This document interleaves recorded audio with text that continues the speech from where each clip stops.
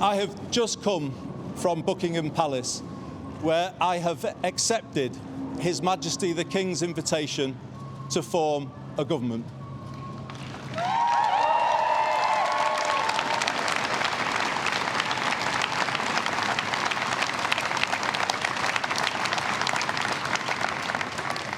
In doing so, I am acutely conscious that I am the 6th person in the last 10 years to walk up this street, the 7th Prime Minister since 2016, making this a moment for reflection and new resolution. It requires my generation of politicians to raise our game and rise to the new challenge. Britain needs to show the world that we can regain our stability once again.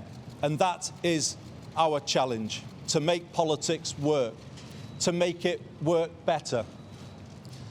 I know people at home are fed up with politics. I hear you, and I want to be honest with you. We have not been good enough, and we need to be better. We will be. We will make this moment a circuit breaker for Britain, bringing forward the biggest changes in the last 40 years. A new political model and a new economic model. In the 1980s, Britain took some wrong turns. Political power was centralised, economic power privatised, large parts of the country deindustrialised, and they still haven't recovered. Many feel as though they're still in decline, and they don't have the ability to turn things around. And that's why we will change politics, to make it more collaborative, more about problem solving than point scoring. And we will take power out of here and carry it into every postcode in the land so that they can do more. And in doing more, build a new economy where we put life's essentials back under stronger public control to make them affordable to you again. Reindustrialising Britain, using public procurement to back British industry. Later this year, I will bring forward a new plan for Britain, a 10-year plan, laying out a path from where we are now to where I believe we all want Britain to be, wherever we're coming from, whatever party we support. But I can do something to give people some breathing space now, some help with the cost of living. And I will set out some of those measures starting tomorrow, including how we pay for them. We will help more young people into work by changing the education system and giving them more support, more mental health support. And we will build more council homes. That is the fair and sustainable way to bring the welfare bill down, to meet our fiscal rules and to honour our commitments on defence to our international partners. We will help people to live well, building a more preventative state, investing in people's success rather than paying for failure. And that work starts now. I will soon go through that door behind me and issue my first instruction to end rough sleeping in our country.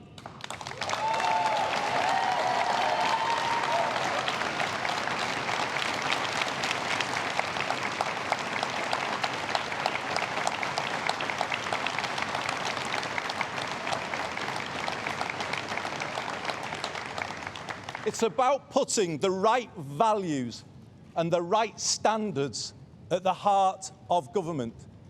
I will put the care of people at the heart of everything I do.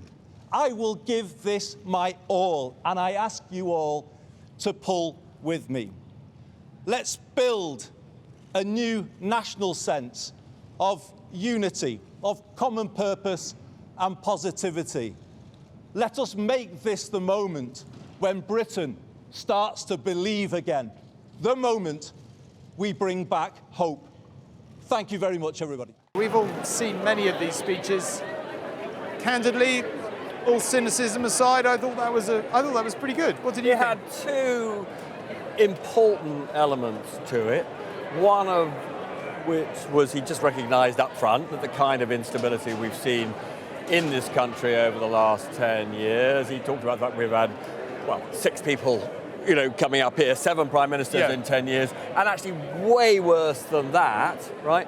5 prime minister in just 4 years. It's why actually, a member of the cabinet, who may not be a member of the cabinet much longer, we'll find out about that later on, said to me, only a few days ago, that he genuinely believed Burnham would not be the last prime minister of this Parliament. Please stop talking like that. We can't take any more of it. No, but I mean, anyway, the problem is, some people see him as treacherous, as having basically forced out Starmer, and once people get the habit of treachery in that sense, very hard to put that back in the box, when MPs get the habit of treachery, as it were. But he said, absolutely explicitly, incredibly bad for the UK, this instability. We look like, a joke to the rest of the world in that sense.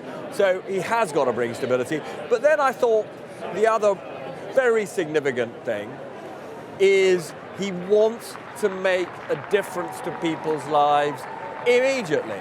Some people thought he would spend the summer working out what to do. He said in terms, tomorrow, he will announce fully costed measures to reduce the cost of living. Sounds like a mini budget, right? And he also said throughout the week there will be a series of announcements. And he started with a very symbolically important announcement. He said he's going inside and his first instruction will be to end, we'll see whether he pulls it off. We've had promises like this before, but it's to end rough sleeping. That's what he said. It's a very big ambition. It's a big ambition, but obviously in terms of how he wants his administration to be seen, a symbolically powerful ambition. And he also said that he would be later on this year setting out a 10-year plan for the revival of the country, and he hopes that 10-year plan will attract cross-party support. And, we can assume, therefore, that 10-year plan will be the document that shows us what he's going to do to put the funding of social care on a generous and sustainable footing. He's talked a great deal about the scandal of inadequate social care for the elderly. And he feels this very personally. I thought one of the most moving things that he has said over the last 24 hours is his dad, who suffers from Alzheimer's, is so unwell that he doesn't even know that his son is becoming Prime Minister, which is, one of those family tragedies that so many families in this country live through and understand. And, he wants to bring more humanity into social care and better funding. And then there is 2 other unbelievably thorny problems.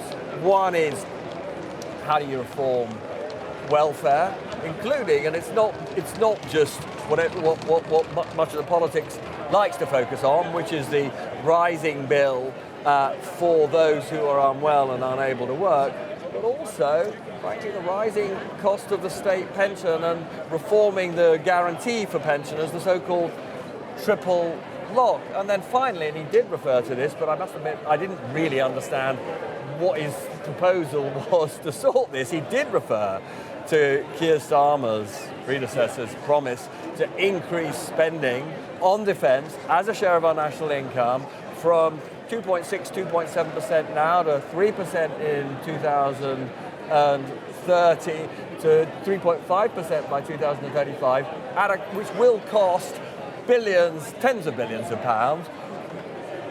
Very unclear. Well, Keir Starmer couldn't find the money. It's a lot of money. He made reference to the fact he's got to find that money. So big ambitions.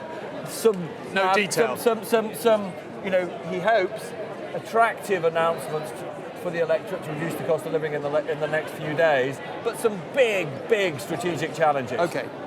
Jane, you have been in the street quite a few times. You've seen many a political speech. What did you make of that? Less on the sort of political analysis terms, more on just the human terms. Do you think it worked? Do you think it was good? Do you think people will receive it well? Do you think he cut a good image? He has, one of the first things you notice about Andy Burnham when he talks is his accent, right? This is a different accent we're used to hearing. And I guess, that is going to kind of resonate for many people and also be something quite fresh for other people too. I think he was also saying at the beginning, I get it. I get how you feel. And I think, in that sense, the humanity of that is, well, yeah, I understand. And not just politics has been broken, we have to do better, he said, but also that sense that, people genuinely, and we see this in our research with Joseph Rowntree Foundation over and over and over, people are very worried about their finances. And I think, coming in with a sense of, I get it, I get the politics isn't working for you, we haven't been good enough. I also get that this is your primary concern. And it is people's primary concern, and it is the thing that's been driving people away from mainstream political parties. And I think, in that sense, there is that kind of, I understand you element to this. I think the other thing, you asked for no political analysis, so no, just going to go there a little bit. I just meant... I'm not sure that's precisely what... But you said the human side, not the political analysis, right? Yeah. But I think, on the politics of this, he's also saying, I'm here to stay, right? So the message is, there's been too much instability. Well, the implicit message in that is, I don't want to go anywhere.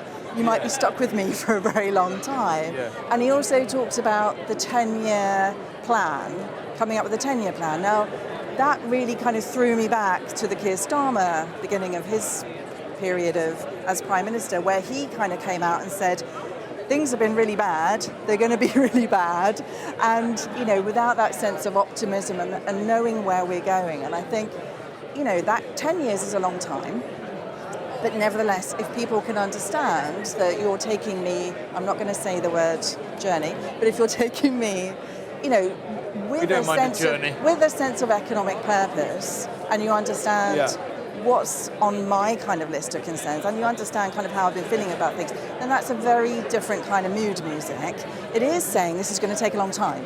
It's not saying I'm going to change everything tomorrow. So therefore, we also have the homelessness statement, which is a tangible, physical, observable difference, especially in our cities, that people see pretty much every day.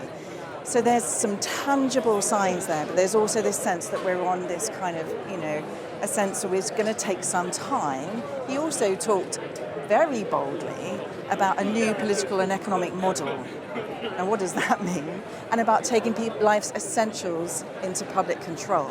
And it's those essentials that people are having to sacrifice for so many people, not being able to, afford to take their kids out and stuff like that, which is for many, many people an essential part of just living an enjoyable kind of fulfilling life. And, so I think that kind of resonance that he's trying to find is bang on, frankly, but also with that honesty about this is going to take 10 years. I mean, as you can probably tell, there's a bit of a summer cocktail party atmosphere around here as Andy Burnham's supporters mill around in the street and chat, having seen their man into power. Robert, candidly, I thought that speech was better than I expected. Not that I had any particular expectations, but I thought it was a well-delivered speech. But he does speak well, I think. He does speak well, but there was more substance in it, I thought. Mm-hmm. But we're still in this position that you alluded to. So, like, rough sleeping, housing, not entirely connected issues, but, one can draw a line between them. It's going to require money. Obviously, housing is to some extent reducing regulation and all the rest of it, but to some extent, if you want to build a lot of social, what we used to call council housing, then you need to spend some money. That's knocked Keir Starmer back out. Some of his supporters just outside the front door having their photograph taken. But you talked about the defence plan. That's going to require money. He talked about helping people out with the cost of living. That's going to require money. Where's it all going to come from?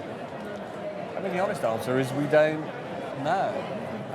If he is going to put taxes up, as I said earlier, he is going to have to painstakingly build the case for it.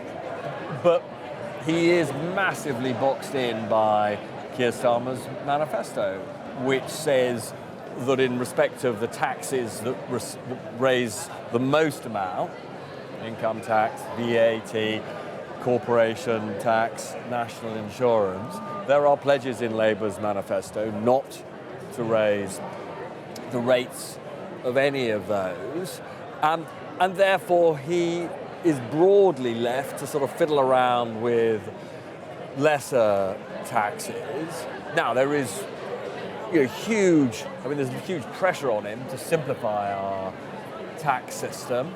So for example, one of the things that lots of economists who are close to him want him to do is a land tax, right?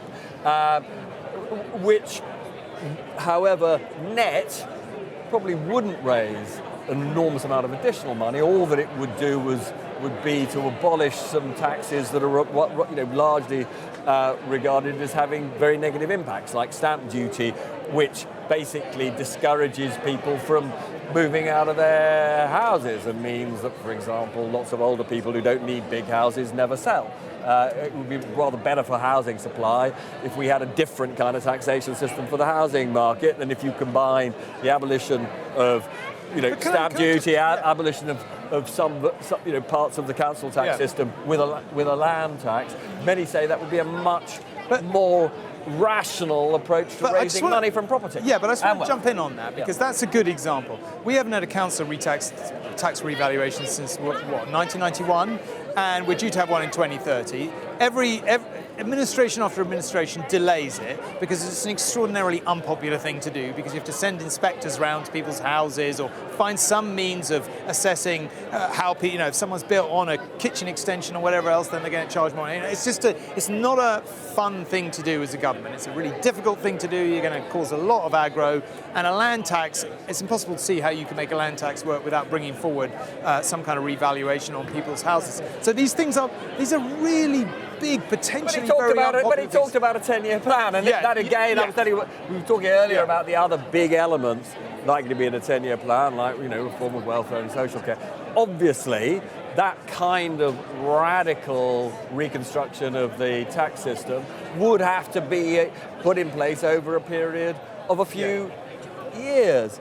But to get back to your initial question, he hasn't got forever to raise some additional money.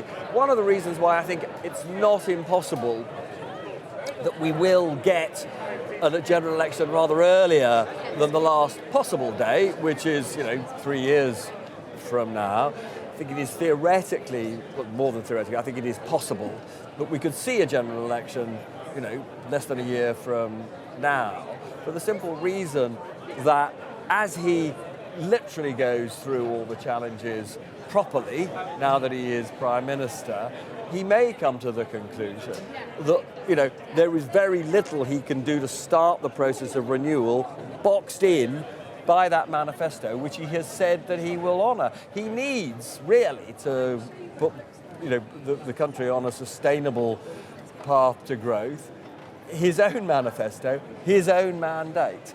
And what he should be doing, I think, in the next few months is setting out to the British people the scale of his ambitions and how he's going to achieve them.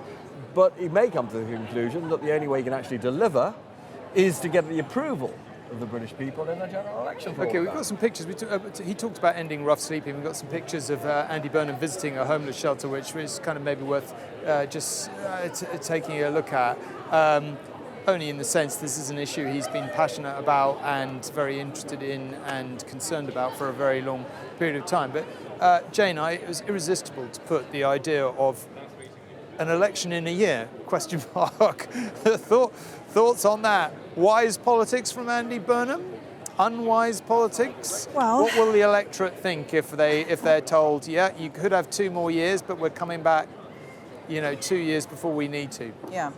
So one of the questions that I get asked over and over and over is not by you, but all the time, right? Just by you, is what would the electorate think? That there's this idea that there's a group of people in the country and they just have these views. You don't know, Jane? They have these views and politics just responds. But obviously what I think we're going to see is a bit more political leadership, more building a case, I suspect.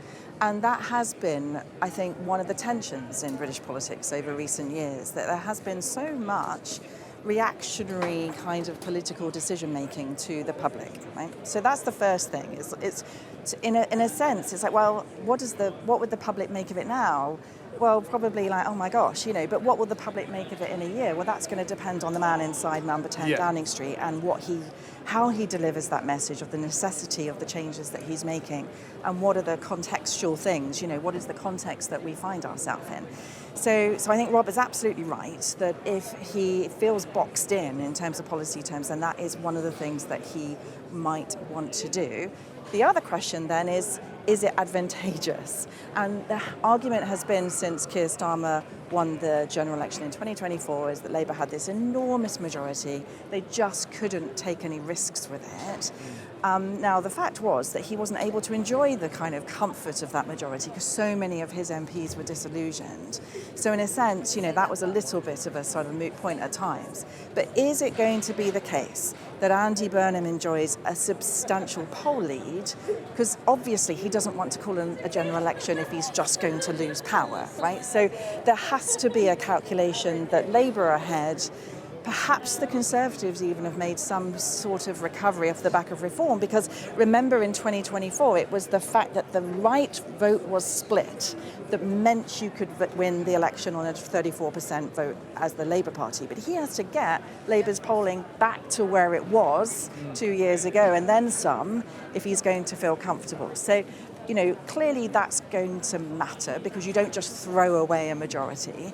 But it has to be that meeting of those kind of electoral contexts has to come into alignment with this sense of policy, manoeuvrability. That I think, if those two things do align, then indeed, I don't think it's beyond much doubt, really. I suppose the logical way for him to approach it would be to say, right, here's some stuff I can do now. I'm going to do this for the next 2 years because I can, because the manifesto allows me, because there are problems that are immediately soluble. So I'm going to make some progress on rough sleeping. I'm going to make some progress on building more council and social housing. I'm going to make some progress on the cost of living. But for the bigger things, I want to make these very big changes, and to do that, I need a new mandate. That would be the logical stuff you can deliver now, and then begin to prepare the case for stuff that's going to... this is a question, it doesn't sound like one. Well, does that seem like a sensible strategy? Well, he's got to build in, as Jane implies, maximum flexibility into his timetable for going to the electorate. My own view would be, if there were a very significant Burnham bounce, and if this 10-year plan that he's going to publish later this year, which he just promised he would do, if that looks like a fledgling manifesto, and he happens to be significantly ahead in the polls, my own view is he'll probably go the country quite quickly. I guess the danger with that is that's you remember when Gordon Brown took over, he flirted with the idea of going to the country, and it turned out to be an absolute disaster. And then he bottled it. But he's not going to repeat that error. No. Look, he was. Although he was briefly that was a possibility. Which I thought was. It's a question of what you're saying here. I don't think he will flirt. I think he'll make a decision or not make a decision, as it were. I think he was in that Brown government that so disastrously mishandled,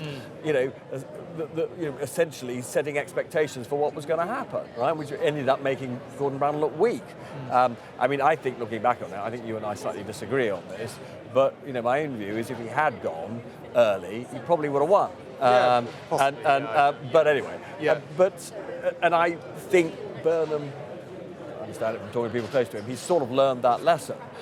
What you don't do is march people up the hill and then march them down again. That is a disaster, and that way lies oblivion. But I don't think it's impossible. Yeah.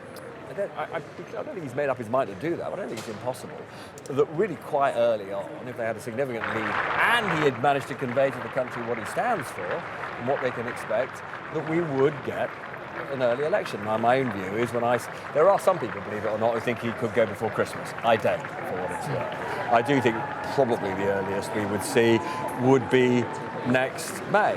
But I don't think it's impossible.